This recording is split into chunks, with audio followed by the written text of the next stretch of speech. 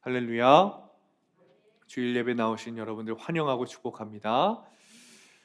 오늘은 성령 강림절이기도 하지만 웨슬리 회심 기념 주일입니다. 그래서 특별히 신앙 고백도 우리가 사도신경이 아니라 감리의 신앙 고백으로 주님께 신앙 고백을 드렸습니다. 또 작년 웨슬리 회심 기념주일과 마찬가지로 웨슬리 표준 설교에 있는 웨슬리 목사님의 설교를 가지고 이 시간에 여러분들과 함께 은혜를 좀 나누려고 합니다. 웨슬리 목사님께서는 영국 성공회 목사님이셨고 돌아가실 때도 성공회 목사님으로 돌아가셨습니다. 그러나 감리교회 태동은 분명히 존 웨슬리 목사님에 기인합니다. 이것은 우리가 부인할 수 없는 사실입니다. 오늘 말씀인 이름뿐인 그리스도인이라는 웨슬리 목사님의 설교는 표준 설교 44편 중에 두 번째 있는 설교입니다. 이 말씀이 우리에게 어떤 은혜를 주는지 함께 나눕시다. 웨슬리 목사님은 굉장히 대단한 설교자이셨어요. 당시에 영국의 옥스퍼드 대학에서 주로 설교를 하셨는데 귀족들 그리고 교수들, 행정관들이 웨슬리 목사님의 설교를 들을 때마다 그들이 굉장히 이성적이고 마음이 메말라 있던 사람들인데도 눈물을 흘리고 통회하고 자복했다는 사실은 굉장히 널리 알려진 이야기입니다. 또 말을 타고 영국의 전역을 돌아다니시면서 당시 하층민들에게 말씀을 전하며 영국 교회에 부흥을 일으키신 장본인이시기도 합니다. 당시 웨슬리 목사님이 다니셨던 거리를 환산하면 지구를 몇 바퀴 돌고도 남는다라는 이야기가 전해집니다. 우리가 오늘 나눌 이름뿐인 그리스도인이라는 제목의 설교는 말씀드린 대로 표준 설교에 있는 두 번째 설교인데, 이 표준 설교라는 것이 감리교인들에게 굉장히 중요합니다. 왜냐하면 표준 설교가 감리교의 교리를 대표하기 때문입니다. 개신교는 각 교단들마다 교리들이 있습니다. 어떤 교리는 비슷하기도 하고 어떤 교리는 전혀 다르기도 합니다.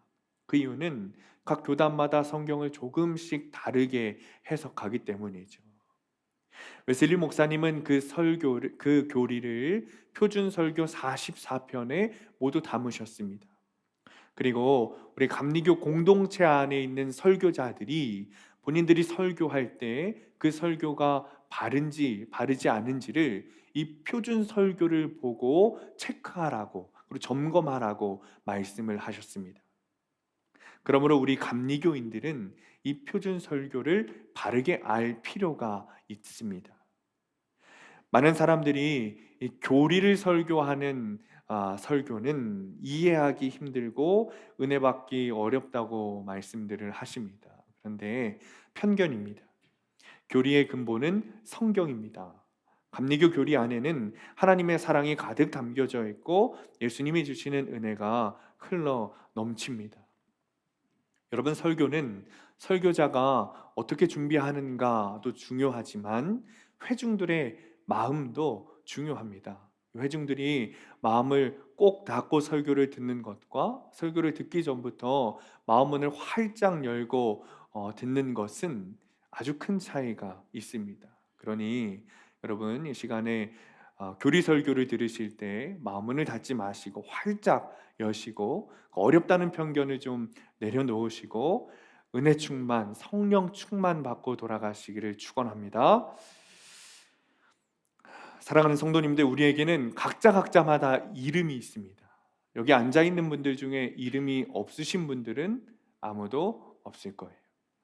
저에게도 배명이라는 이름이 있습니다. 한자로 밝을 명자를 씁니다. 그 뜻이 뭐냐면 제가 저희 집의 장남인데 하나님께서 첫 번째로 창조하신 것이 빛이기 때문에 그 빛이라는 뜻과 좀 비슷하게 이제 밝을 명자를 사용하셔서 빛과 같이 밝은 사람이 되어라, 또 세상을 밝게 비추는 사람이 되어라 라는 뜻을 가지고 있습니다. 그런데 이 배명이라는 이름에 한 가지 고충이 있습니다. 뭐냐면 사람들에게 소개할 때 제가 이러죠. 제 이름은 배명입니다. 이렇게 말하면 사람들이 배명 이렇게 안 알아듣고 배명희라고 알아듣습니다. 그래서 제가 그 사람들이 배명희요라고 말하면 아니요, 배명 외자입니다라고 이렇게 한 번씩 꼭 설명을 드려야 합니다. 물론 그럼에도 아버지께서 이름을 잘 지어주신 것 같은데, 그리고 그 이름처럼 세상을 밝게 비추려고 노력하기도 합니다. 이름처럼 살고 싶어서 그렇습니다. 이번 주에 저희 전도사님하고 대천덕 신부님에 대해서 좀 이야기를 나눴습니다. 그러면서 이 대천덕 신부님의 원래 이름이 R.A. 토레이입니다. 그리고 그 R.A. 토레이라는 이름에 대해서 이야기했는데, 이 대천덕 신부님의 할아버지의 이름도 R.A. 토레이 1세입니다.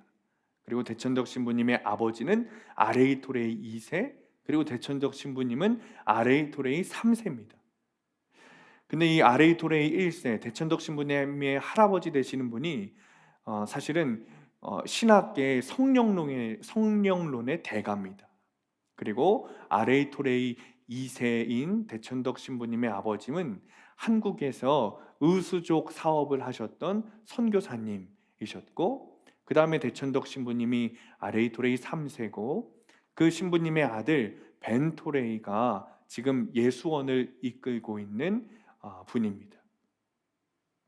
이 4대에 걸쳐서 내려온 그들의 사역이 이 토레이라는 이름에 정체성을 좀 부여해 준 것 같습니다. 토레이라는 이름을 가진 사람들은 마치 그 이름다운 삶을 살아야 되는 것처럼 그렇게 좀 삶이 되어버렸어요. 이름의 뜻이 그렇게 되어버렸습니다. 우리 모두에게는 다 이름이 있습니다. 그리고 그 이름에는 다 뜻이 있습니다. 부모는 아이가 세상을 살아갈 때 그 이름처럼 좀 살아갔으면 좋겠다 하는 마음으로 이름을 지어줍니다.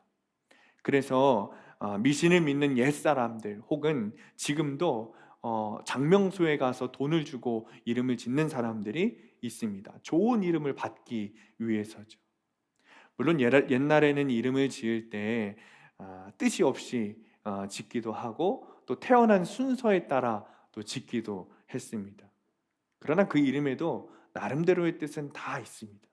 그리고 이름은 우리의 정체성을 나타내죠.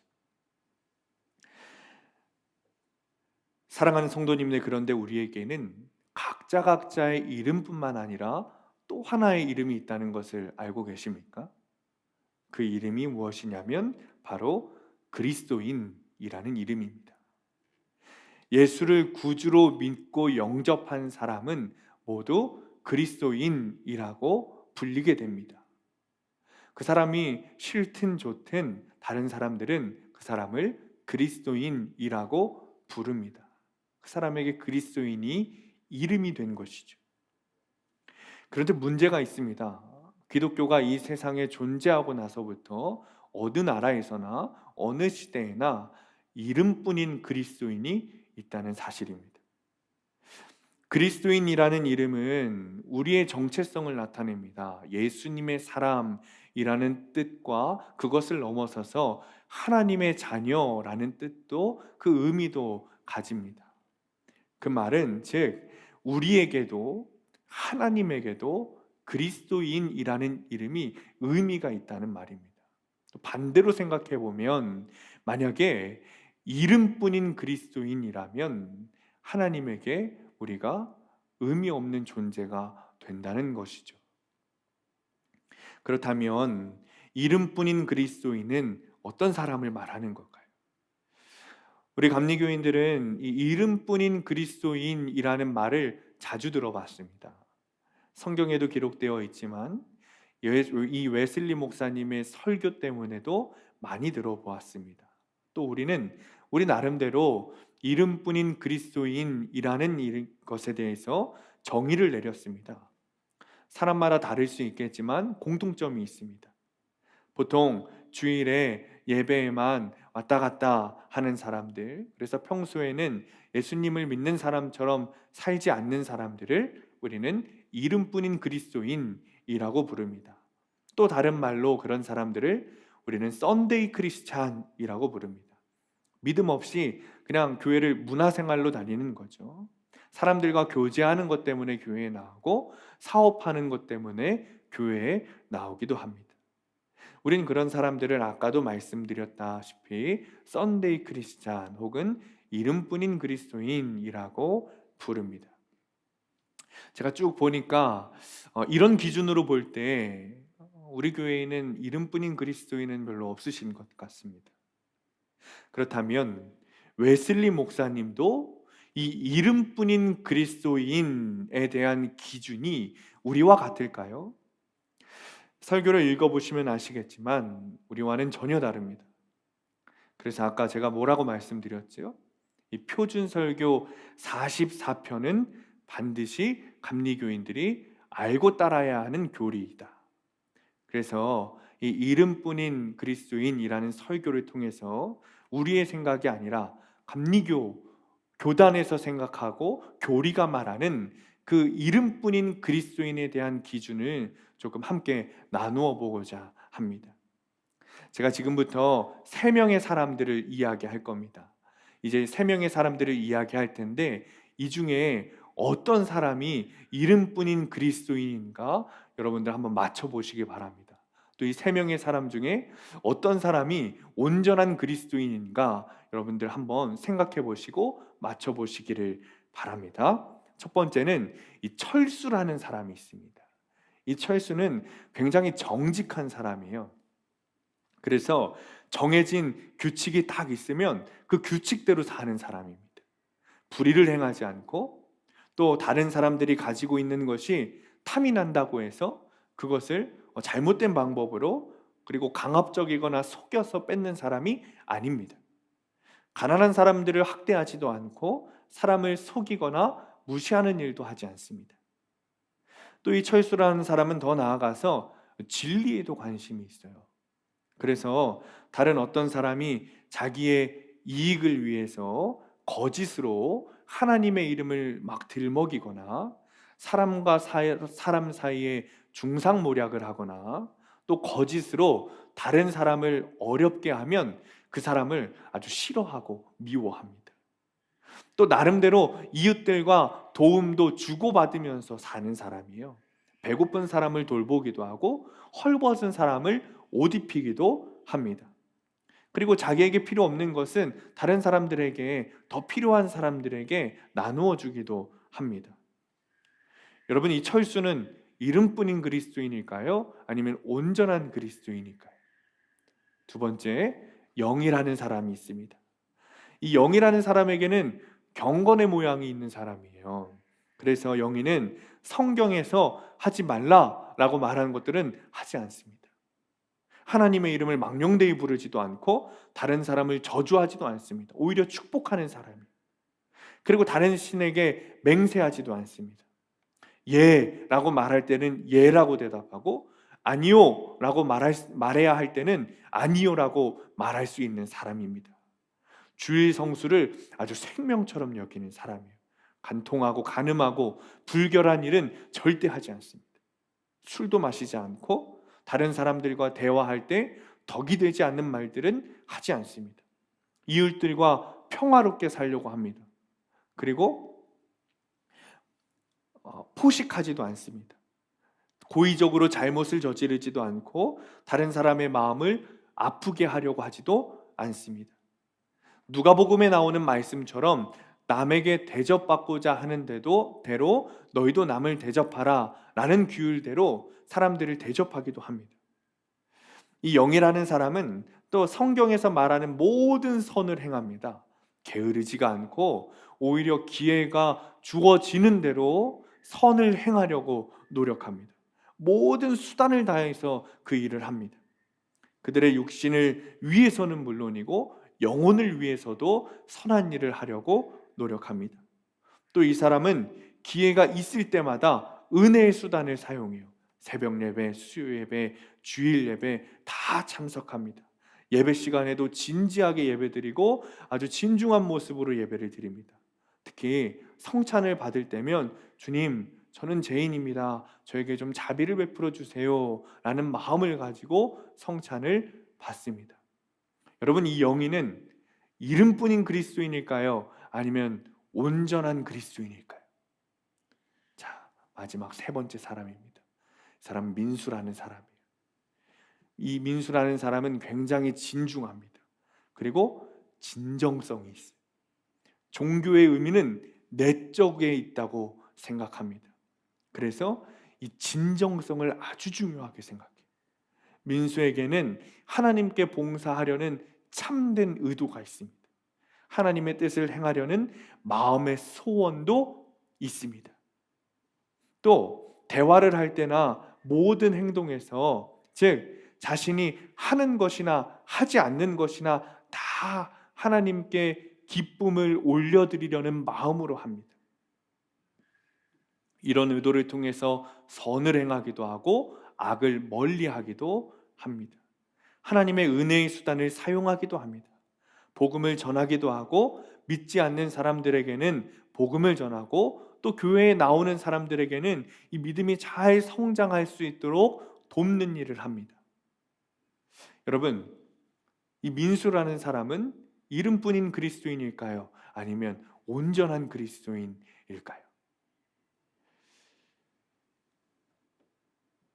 여러분께 지금까지 말씀드렸던 이 철수, 영희, 민수, 이 세 사람 중에는 이름뿐인 그리스도인이 분명하게 있습니다. 누가 이름뿐인 그리스도인일까요? 이 세 사람 중에 참되고 온전한 그리스도인은 누구일까요? 철수일까요? 영희일까요? 민수일까요? 정답은 이 세 사람 모두 이름뿐인 그리스도인이라는 겁니다. 철수는 정직한 사람이었어요. 영희는 경건의 모양이 있는 사람이었고, 민수는 내적의 동기에 진정성이 있는 사람이었습니다. 그런데 웨슬리 목사님은 이 정도 수준의 사람도 단지 이름뿐인 그리스도인이다 라고 말합니다. 우리는 그럼 이런 질문이 듭니다. 이런 의문이 들죠. 사람이 현실적으로 이 정도 수준에 이르렀다면 온전한 그리스도인은 아닐까요? 어떻게 정직하고 경건의 모양도 있고 진정성도 있는데 어떻게 단지 이름뿐인 그리스도인일 수 있습니까? 라는 질문이 들 수 있죠. 그러나 그럴 수 있습니다. 하나님의 말씀을 통해서만이 아니라 우리가 경험함을 통해서 그렇게 느낄 수 있습니다. 알 수 있습니다. 저 역시 오랫동안 이름뿐인 그리스도인으로 살아왔습니다. 저는 학창시절에 다른 사람들이 보기에 바르고 아주 모범적인 학생이었어요. 목사의 아들로 배운 게 그거라 모든 사람들을 다 착하게 대하고 선하게 대했습니다. 모든 예배에 참석했고 할 수 있는 한 모든 은혜의 수단을 사용했습니다.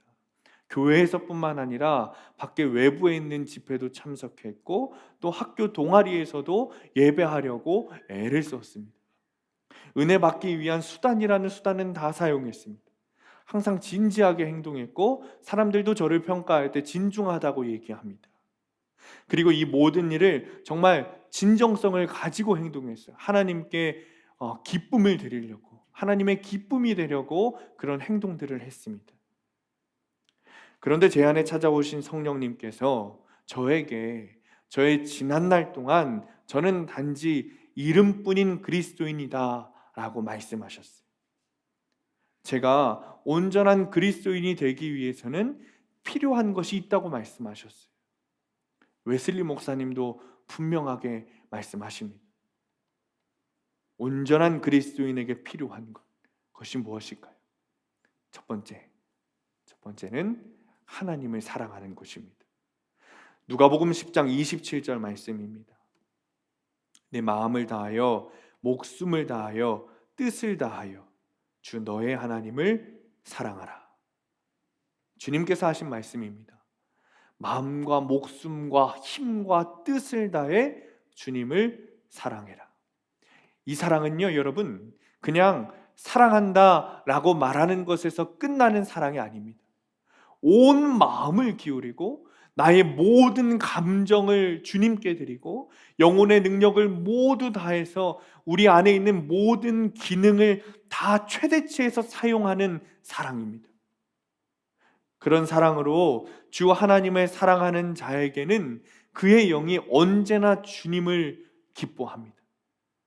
그렇게 주님을 사랑하는 자의 기쁨은 주님이시고 그의 모든 것 되시는 하나님께 있습니다. 그의 마음은 시편 73편의 기자처럼 항상 하늘에서는 주 외에 누가 내게 있으리요, 땅에서는 주밖에 나의 사모할 리 없나이다 라고 외칩니다. 두 번째로 온전한 그리스도인에게 필요한 것은 이웃에 대한 사랑입니다. 주님께서 네 이웃을 네 몸과 같이 사랑하라 라고 하셨기 때문입니다. 누군가 만일 누가 우리의 이웃입니까? 라고 묻는다면 우리는 이 세상에 있는 모든 사람들이 다 우리의 이웃이라고 말해야 합니다. 다 아버지 하나님의 자녀이고 다 우리의 이웃이라고 말해야 합니다. 우리의 이웃은 지금 내 옆에 앉아있는 성도님들만 이웃이 아닙니다. 우리의 가족들만 이웃이 아닙니다. 만약 어떤 사람이 우리의 원수이고 하나님의 원수라고 할지라도 그 사람의 영혼을 하나님의 자녀 명단에서 뺄 수 없습니다. 오히려 그리스도인들은 그들을 자기 자신처럼 사랑합니다. 사랑해야 합니다. 이것이 아니라 온전한 그리스도인들은 그들을 사랑합니다. 그것도 어떻게 사랑합니까? 그리스도께서 우리를 사랑하셨던 것처럼 우리가 그들을 사랑하게 됩니다. 이것이 어떤 사랑인지 사도 바울은 분명하게 말해주고 있어요. 사랑은 오래 참고 친절하고 시기하지 않습니다. 교만하지 않고 모든 사람 가운데서 자기를 가장 작은 자, 종으로 여깁니다. 사랑은 무례히하지 않습니다. 자기의 유익을 구하지 않고 다른 이들의 유익만 구하여 그들이 구원받도록 합니다. 사랑은 성내지 않습니다. 분노를 내어 쫓습니다. 화내는 것은 사랑이 부족하기 때문입니다. 사랑은 악을 생각하지 않고 불의를 기뻐하지 않고 진리와 함께 기뻐합니다.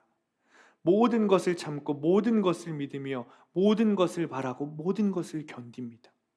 이렇게 온전한 그리스도인들은 사랑하게 됩니다. 마지막으로 온전한 그리스도인에게 필요한 가 있습니다. 그것은 바로 믿음입니다. 이 믿음은 온전한 그리스도인의 기반이 되고 전제가 됩니다. 예언자들은 이 믿음에 대해 매우 놀라운 사실을 말해줍니다. 주님의 사랑받는 제자 사도 요한은 이렇게 말했습니다. 요한일서 5장에 예수께서 그리스도이심을 믿는 자마다 하나님으로부터 난 자니 세상을 이기는 승리는 이것이니 우리의 믿음이니라 라고 했습니다. 또 사도 요한은 요한복음에서 영접하는 자, 곧 그 이름을 믿는 자에게는 하나님의 자녀가 되는 권세를 주셨으니 아들을 믿는 자에게는 영생이 있고 심판에 이르지 아니하나니 사망에서 생명으로 옮겼느니라 라고 했습니다. 사랑하는 성도님들, 누구도 자기 자신의 영혼을 속여서는 안 됩니다. 우리는 늘 우리의 마음을 점검해야 합니다. 사랑하는 성도님들, 여러분께서는 회개와 사랑과 온갖 선행을 낳는 믿음이 있습니까? 회개와 사랑과 온갖 선행을 낳지 못하는 믿음은 건강하고 살아있는 믿음이 아니라 생명력을 상실한 마귀적 믿음입니다. 마귀들도 우리가 고백하는 사도신경의 항목, 오늘 우리가 고백한 감리의 신앙 고백의 항목을 믿습니다. 마귀들도 신약과 구약에 기록된 모든 내용을 믿습니다. 그러나 그런 믿음에도 불구하고 그들은 마귀에 불과합니다. 참된 그리스도교적 믿음이 없기 때문에 그들은 그런 저주받은 상태에 머물러 있습니다. 사랑하는 성도님들, 믿음은 단지 성경과 신학과 신앙 고백이 참되다는 사실을 믿는 것에 그치는 것이 아닙니다. 믿음은 주님께서 내 안에 들어오시는 겁니다. 본질이신 주님께서 내 안에 들어오시는 것이 믿음입니다. 그것은 그리스도의 공로로 죄 사함을 받고 하나님과 화해하여서 자기를 향한 하나님의 사랑이 내 안에 거하고 있다는 사실에 대해서 흔들림 없는 신뢰와 확신, 그리고 그것을 넘어서서 자기를 향한 하나님의 사랑에 대한 확신과 믿음으로 이웃을 사랑하는 데까지 있습니다. 또 그렇게 생긴 사랑을 통해서 그 즉시, 즉 우리의 노력이 더해져서가 아니라, 우리의 어떤 행위가 더해져서가 아니라, 우리에게 그 사람을 용납하고 사랑할 충분한 시간이 주어져서가 아니라, 예수님이 우리를 사랑하신다는 확신과 믿음이 우리에게 들어온 그 순간, 그 즉시 우리는 이웃을 사랑하라. 그동안 너희가 용납하지 못했고 너희가 사랑하지 못했던 사람을 사랑하라 라는 그 명령에 우리는 분명하게 반응하고 응답할 수 있습니다. 언제요? 그 즉시 예수님의 믿음이, 예수님이 내 안에 오셨다는 그 확신과 믿음이 있는 그 순간, 그 즉시 우리는 반응하게 되는 겁니다. 믿음은 우리의 노력, 우리의 행위, 우리의 능력, 우리의 조건이 아니라 내 안에 계신 예수 그리스도, 나의 주님, 나의 왕의 능력을 통해서 사람들의 마음을 교만, 분노, 욕망, 불의, 육과 영의 모든 더러움을 깨끗하게 합니다. 믿음은 또한 정하게 된 그 마음 가운데 사람과 모든 사람에 대해서 하나님의 사랑으로 사랑하게 합니다. 여러분, 온전한 그리스도인은 사랑으로 역사하는 믿음을 가진 사람입니다. 누군가 사랑의 열매를 맺는 믿음을 가지고 있다면 그 사람이야말로 이름뿐인 그리스도인이 아니라 온전한 그리스도인일 것입니다. 사랑하는 성도님들, 우리는 계속해서 우리의 마음을 점검해야 한다고 말씀을 드렸어요. 우리는 어떻습니까? 나 자신은 어떤 것 같습니까? 여러분, 마음을 정말 자세히 한번 들여다봅시다. 그리고 하나님 앞에 솔직하게 내 마음을 한번 내어놓아 봅시다. 주님 앞에서는 음부와 멸망도 숨을 곳이 없습니다. 하물며 육의 자녀인 우리의 마음을 숨길 수가 있겠습니까? 바로 그 하나님 앞에 서 있다고 여러분 생각해 보시고, 그 코람데오 하나님 앞에 서 있다고 생각해 보시고, 여러분 그 마음을 자세히 한번 들여다보시기 바랍니다. 내가 온전한 그리스도인에 속했는가? 정직이 요구하는 수준에만 머물러 있는 것은 아닌가? 경건의 모양만 있는 것은 아닌가? 그냥 진정성만 가지고 있는 것은 아닌가? 만약 이 세 가지가 내 안에 있다면 그냥 그 정도로 만족하여 이름뿐인 그리스도인으로 남아있는 것은 아닌가? 그리고 이제 가장 중요한 질문을 해야 합니다. 나의 마음은 하나님에 대한 사랑으로 가득 차 있는가? 나의 하나님, 당신은 나의 전부이십니다 라고 우리가 외치고 고백할 수 있는가? 오직 하나님만 바라보고 있는가? 하나님 안에서 정말 행복한가? 하나님이 나의 영광이 되시고 기쁨이 되시고 즐거움의 면류관이 되시는가? 하나님을 사랑하는 자는 그의 형제를 사랑할지니 라는 이 계명이 나의 마음에 정말 뼛속 깊이 새겨져 있는가? 그래서 이웃을 나 자신처럼 사랑하고 있는가? 그리스도께서 나를 사랑하신 것처럼 모든 사람, 심지어 나의 원수, 하나님의 원수된 자들도 나는 그리스도께서 나를 사랑하셨던 것처럼 나 자신을 사랑하는 것처럼 사랑하고 있는가? 사랑하는 성도님들, 우리 모두 예수님 안에 있는 대속을 통해 하나님의 값없는 은총으로 의롭게 되었다는 사실을 믿으시기 바랍니다. 예수 그리스도를 통해 하나님과 우리의 사이가 막힌 담이 허물어졌고 화평케 되었다는 사실을 믿으시기 바랍니다. 그러므로 하나님의 영광에 참여할 수 있다는 소망 가운데 즐거움이 여러분 가운데 넘치시기를 축원합니다. 사랑하는 성도님들, 우리에게 주어진 성령, 내 안에 계신 주님으로 인해 이제 우리는 나는 죽고 예수로 살게 되었습니다. 그 뜻은 이제 우리도 주님처럼 사랑할 수 있게 되었다는 겁니다. 여러분, 우리가 사랑하는 것은 우리가 선택하는 것이 아닙니다. 사랑하는 것은 예수님께서 내 안에 계신 온전한 그리스도인은 우리는 모두 예수님처럼 사랑하게 되는 겁니다. 하나님을 사랑합니다. 이웃을 사랑합니다. 원수도 사랑합니다. 용납하지 못할 것이 없습니다. 사랑하지 못할 것이 없게 되는 것이 온전한 그리스도인입니다. 사랑하는 성도님들, 마음에 하나님에 대한 사랑으로 가득 차서 단지 이름뿐인 그리스도인이 아니라 온전한 그리스도인이 된다는 것이 무엇인지 경험하게 되시기를 간절히 축원합니다.